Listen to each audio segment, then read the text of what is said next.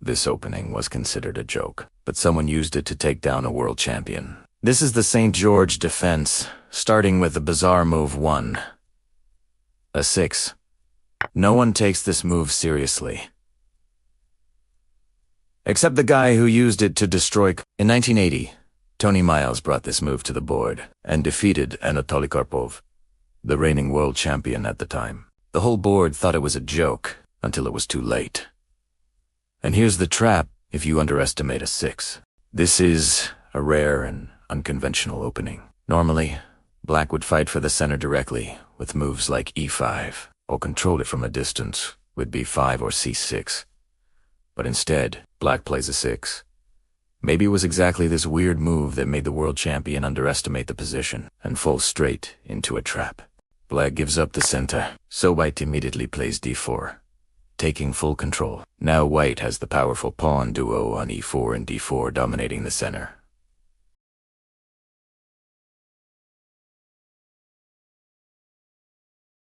So what does black do? They play c6. A common follow-up for white is nf3, preparing the castle early. Keep the king safe and reinforce control over the center.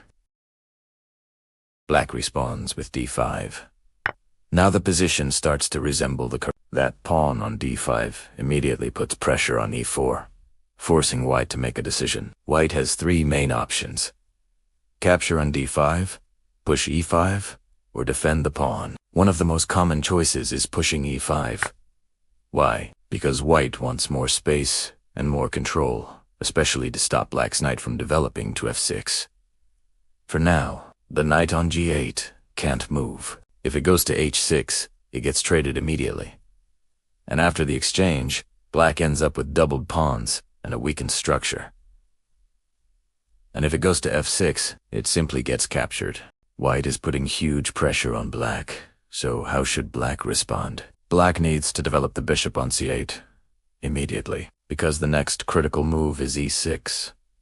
Without e6, the knight can't develop to e7. And that knight needs to go to e7, to later jump to g6 or f5.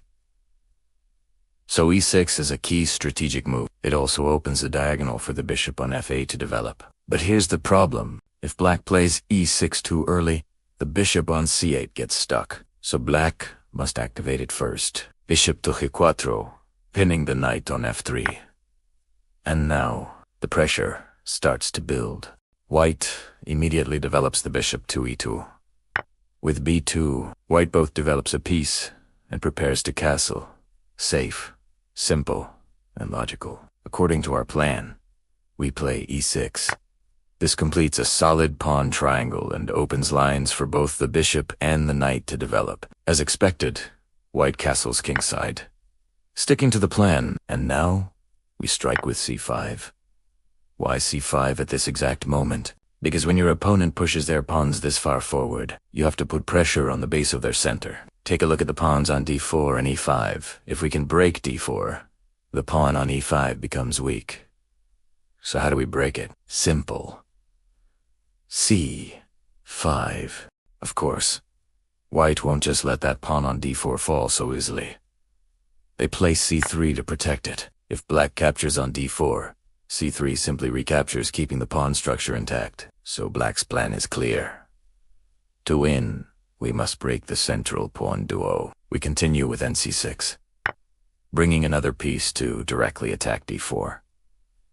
But notice, white still has the knight on f3 defending both central pawns. So what's the next idea? We trade our bishop for that knight, weakening white's control over the center. White responds with h3, kicking the bishop away and giving the king some luft. And now, bishop takes knight. Bishop takes back. Now that the knight on f3 is gone, we can fully target white's central pawns. We start with c5, takes d4, and white recaptures with c3. From here, we have 2 main attacking ideas. Queen to b6, directly targeting d4, or knight to e7, heading to f5 to pressure d4. Let's look at the first option, qb6. After qb6, white basically has only one move, bb3, to defend the pawn, but that comes at a cost. The pawn on b2 becomes vulnerable, and the rook is under pressure. Still, this plan isn't as strong, because black hasn't developed the kingside pieces yet, so we go with the second plan. More solid, knight to e7. White continues with nc3, developing naturally, and now nf5, directly attacking d4. Of course, white has to defend, bringing the bishop into play. And here comes a key moment. Don't rush. Don't trade immediately. Take a look at white's bishop on e3. It's actually a weak piece. It's like an overextended pawn. It doesn't control much, and it's stuck on defensive duty. So we calmly continue with b7, preparing to castle. White plays a 3, trying to stop our pieces from expanding. Fine. We castle. Then white goes b4, trying to gain space and push us back. But remember the main goal. Destroy the central pawn structure. Right now, that structure is being held together by the bishop. So we shift our focus, attack the bishop. It's only defended by a single pawn. White plays coup d2 to reinforce it. But now, we strike. We capture the bishop, forcing a trade. White recaptures with the pawn, and immediately, qg5. And right here, qg5, and everything starts collapsing. White brings the rook from a1 to e1, trying to hold everything together. But now, black has a brilliant move. Knight takes d4. The pawn can't recapture, it's pinned by the queen. And this is the key idea. Once you break white's central structure, the position collapses. From here, it's inevitable. White is going to lose the pawn on e5 next. Now let's look at another option for white. Suppose white plays c4, creating a very strong 3-pawn center. We respond the same way. d5. If c4 takes d5, we recapture with c6. And if e4 takes d5, then queen takes, and now white is left with an isolated pawn on d4, which we can target later. That's why white usually prefers pushing e5, keeping the pressure on black. We continue with nc6, developing naturally. White plays nf3 to support the center, and we develop the bishop, preparing the key move A. Seis en b2, e6. With this setup, we quickly gain control over the open c-file. And now, queen to b6 becomes very powerful, attacking both the central pawns and the pawn on b2. Thanks for watching. Don't forget to like, share, and subscribe for more interesting chess content.